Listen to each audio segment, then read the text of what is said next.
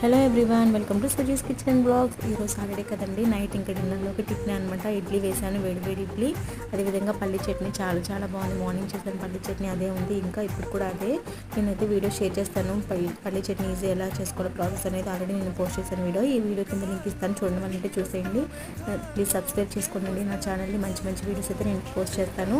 ఇంకా పిల్లల కోసం అయితే రైస్ ఆల్రెడీ పిల్లలు తినేసారండి. 7:30 లోపు పిల్లలకి పెట్టేస్తాను అనమాట.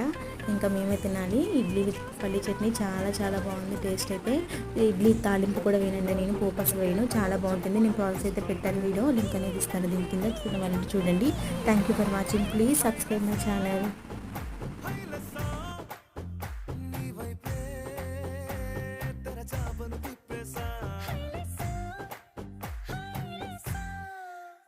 నువ్వు